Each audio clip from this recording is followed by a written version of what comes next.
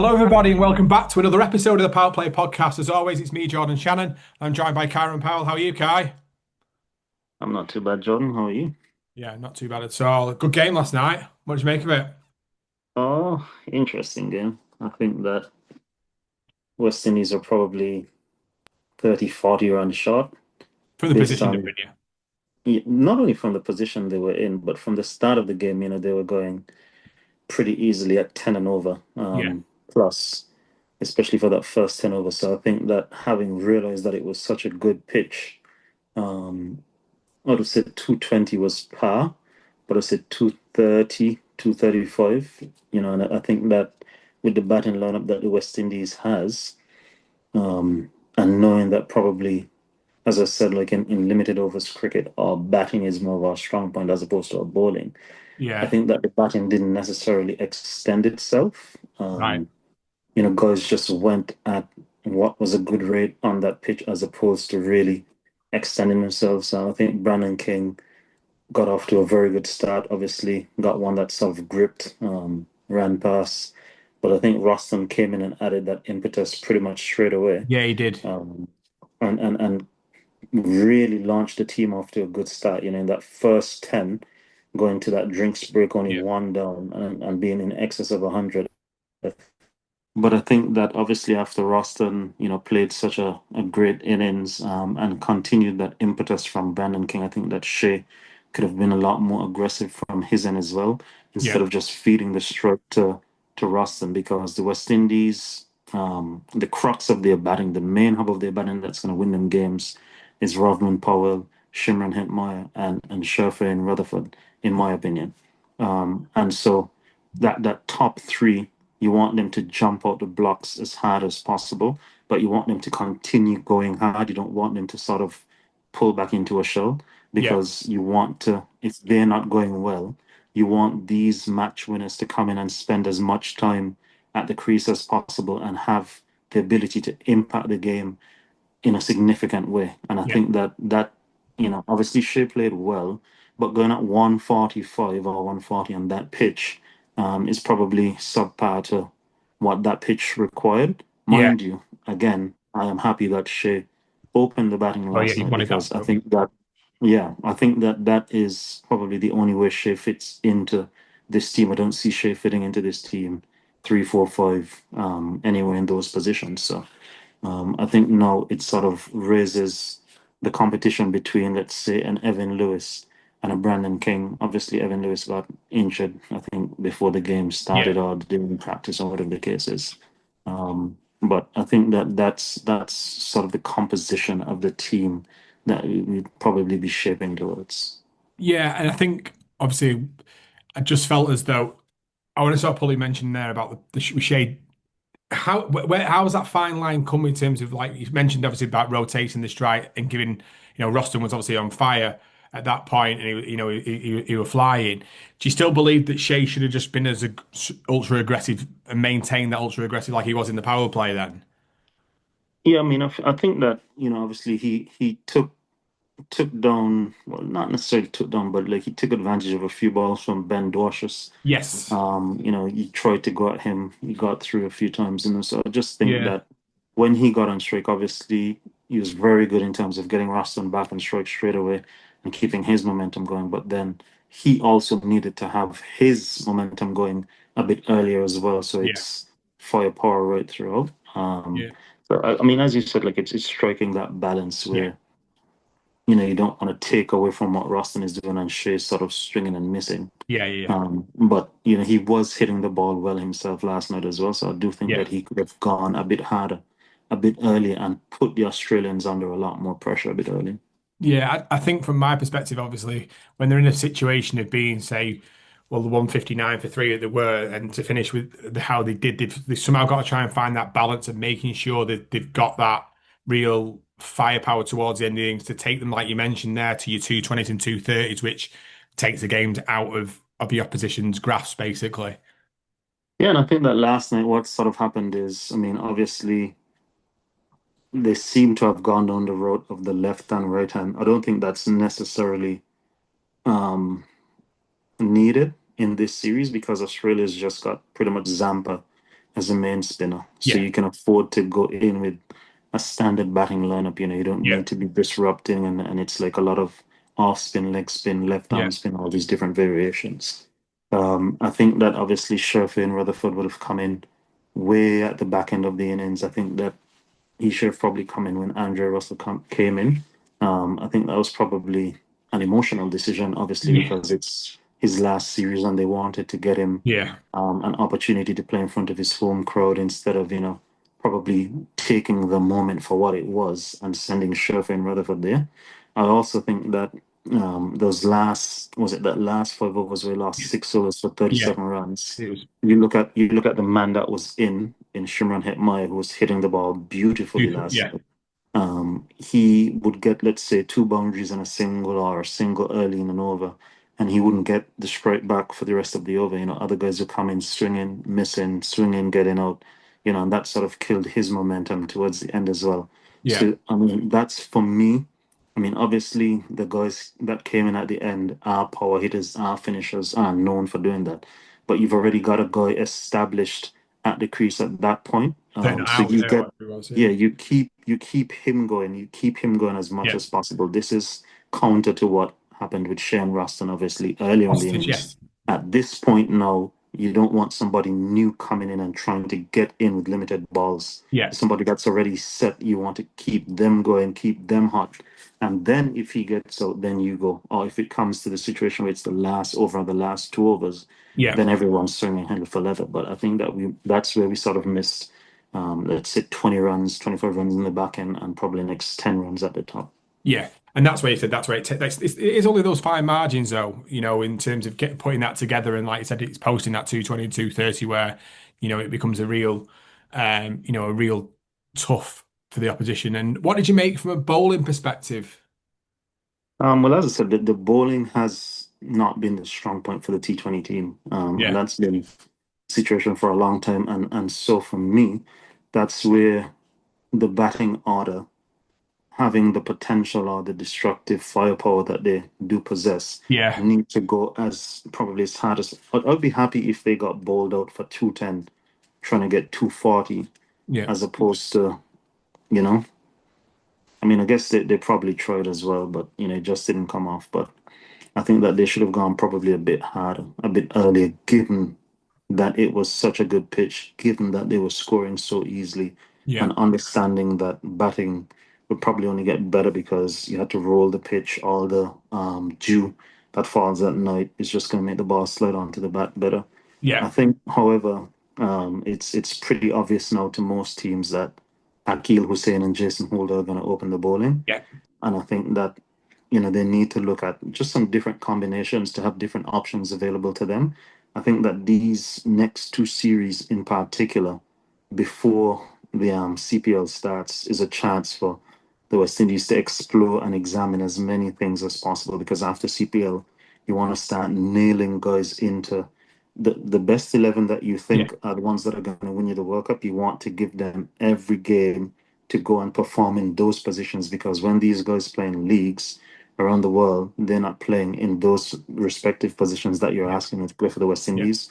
So you want to lock that in for the next, let's say, what's that, the 4 months before the World Cup starts after the CPL. So for me, West Indies have already qualified for the World Cup. I would have sent Alzari Joseph home after having such a long test series. okay, I'd let him go home, rest up, take this series off, take the Pakistan T20 leg of the series off as well, and body relax, heal up from bowling so much overs, and get ready for the 50 over series against Pakistan. I would like to see a Jediah Blades, what he has to offer, obviously, in a high intensity situation like this against a good team as Australia, and see how he handles the pressure, what he brings to the team being a left arm yeah, seamer, and if that is somebody that could be incorporated into the West Indies setup.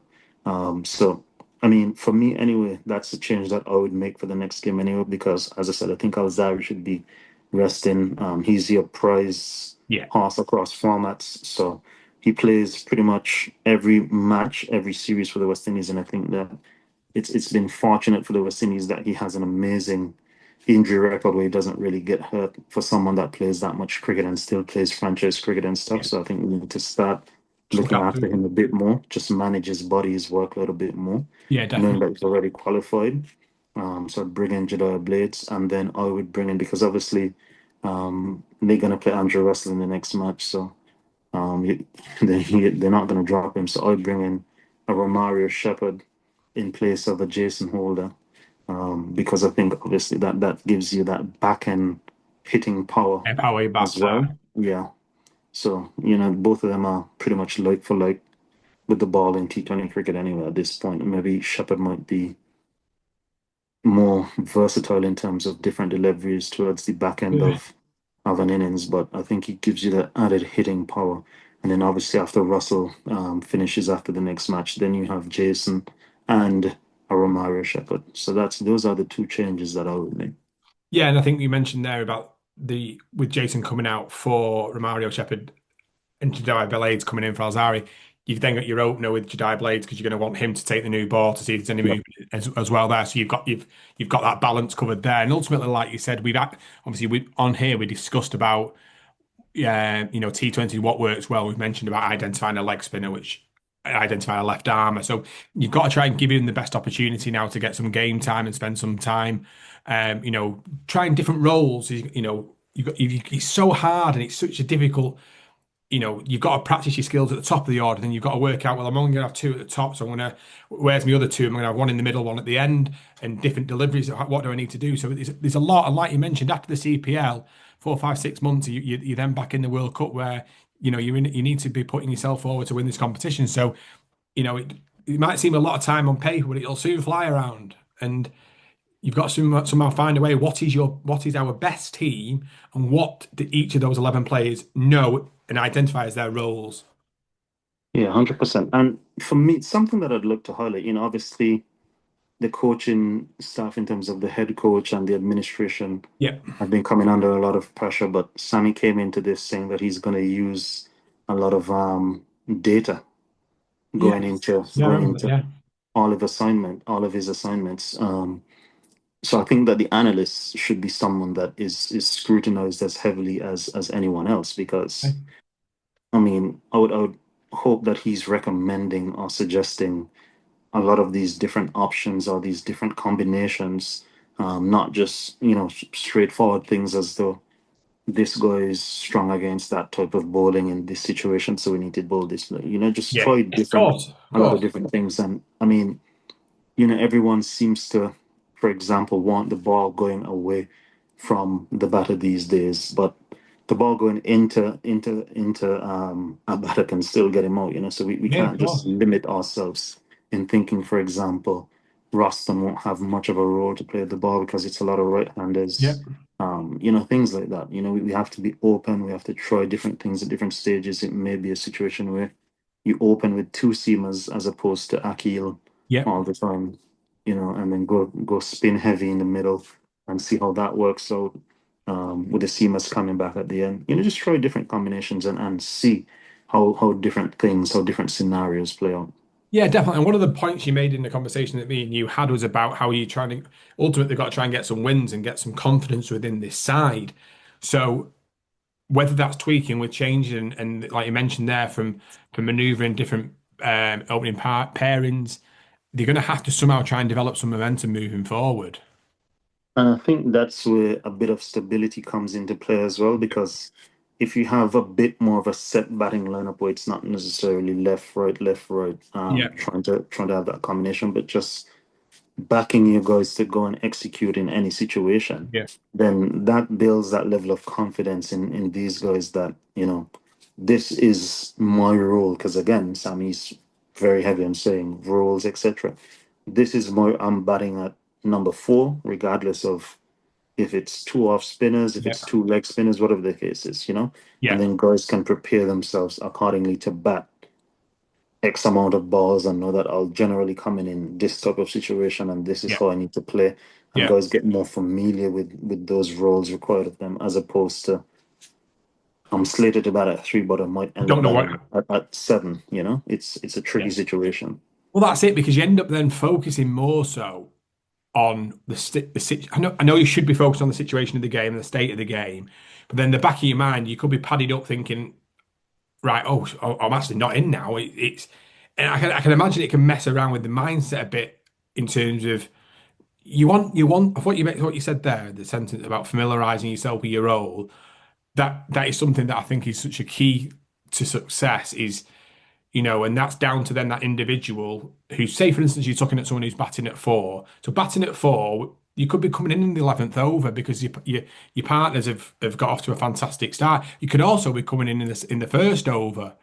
So you're gonna face different scenarios anyway because you can't dictate that. It's the opposition team.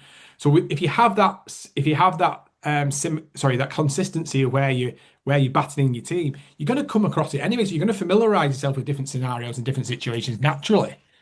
Yeah, I think we're just overcomplicating the situation, overcomplicating the game at this point in time. We just need to go back to simple basics of it. This is my batting order. This is the role I want XYZ to play. Yeah. Go get used to it. Play.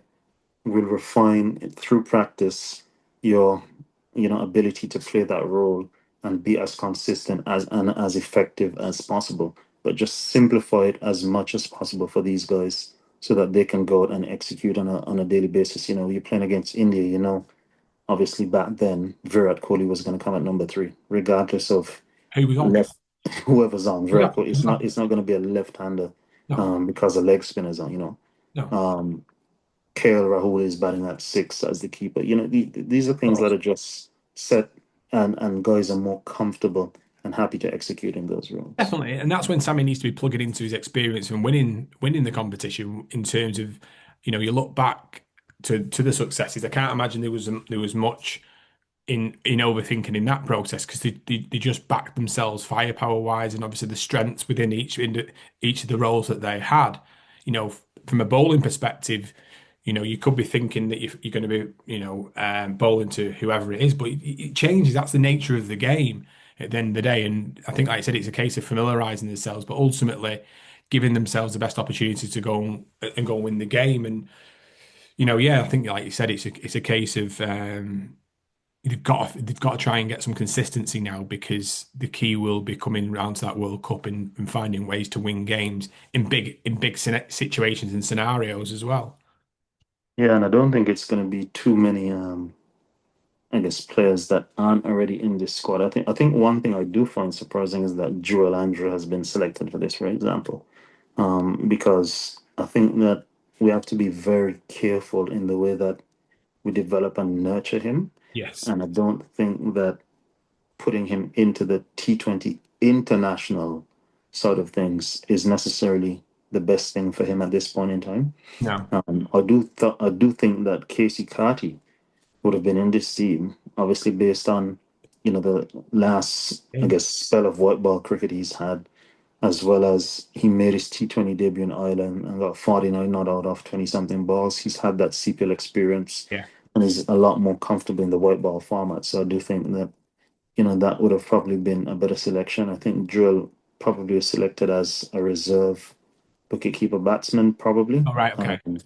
But I just don't think that we should be exposing him at the T20 level at this point in time. I think obviously 50 over cricket, you can continue to develop him, harness him, hone him Yeah.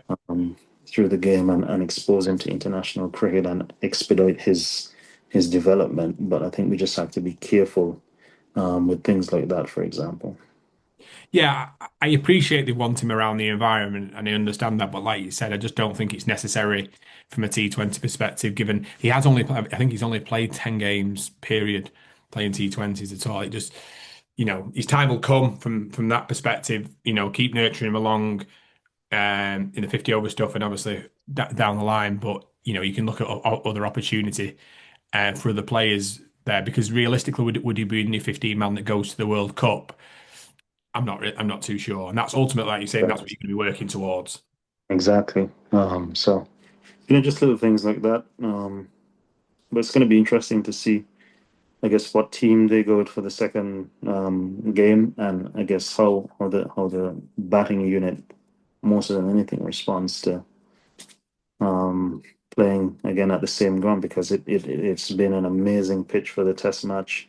And for the T20, it's just continued to be a very good cricket pitch. And you also have to take note that the stand was absolutely packed The amateur was with super. people. Yeah, the atmosphere is amazing, and I can't leave without saying, again, huge congratulations to the Jamaican Cricket Association, but the Jamaican public on a whole, because that's what you like to see, people supporting West Yeah, Indies cricket, and that atmosphere, it puts a different, I guess, feeling through the players, knowing that, you're playing at home in front of a packed house and, wanting to do well for that type of atmosphere, so very, very happy that Jamaica has shown their significance and their importance to West Indies cricket again through this T20 match and the first Test match, the last Test match. Sorry. yeah, definitely. No, I totally agree with your point that you make there. In terms of obviously looking into the second game, you mentioned the changes there. What would you take from a tactical perspective? Obviously, if you've had a look at Australia, you've seen how they've gone about it from their batting display. You look at the big boys in terms of Mitchell Owen and Cameron Green, sort of playing the way that they did.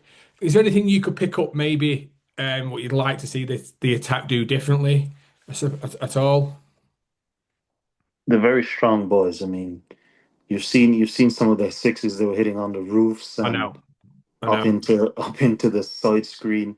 That's against the breeze and stuff. That's Okay, sacred ground in the Caribbean. Don't go up into the breeze. And these guys are. I don't even think they're feeling any breeze. They're literally they're like world's strongest men. They're just hitting this ball very fast. So I think that clear you that have to leg. play. Yeah, yeah. You have to play dimensions.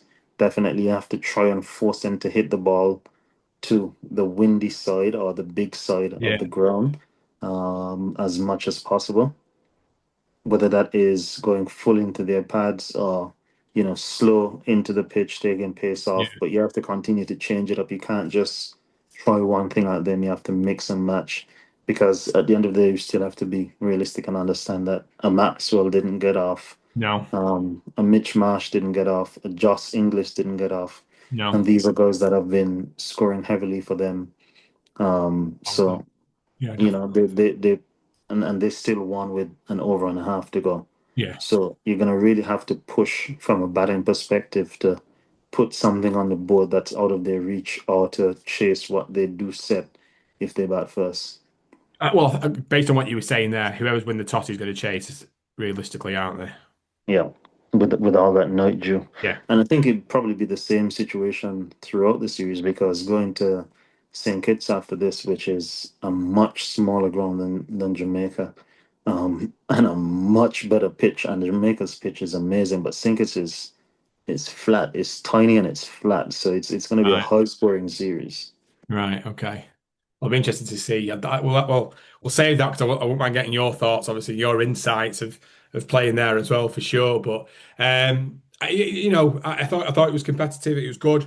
Wasn't there wasn't a million miles off. Getting something right, which is it's progressing in the right direction because it is a strong Australia side. I know there's obviously a couple of key players that they are missing, but ultimately it's still a strong, very experienced T20 side as well. So I think the game tomorrow will be interesting to see how it goes. 100%. I'm looking forward to it. Definitely. Well, thank you very much. And yeah, let us know what you thought of the game. Did you see anything that we've missed out on discussing? Feel free to obviously put it in the comments and Karen will get back to you. Yeah, we'll look forward to reviewing the second T20 down the line. So yeah, speak to you all soon and thank you very much for joining us on another episode of the Power Play Podcast.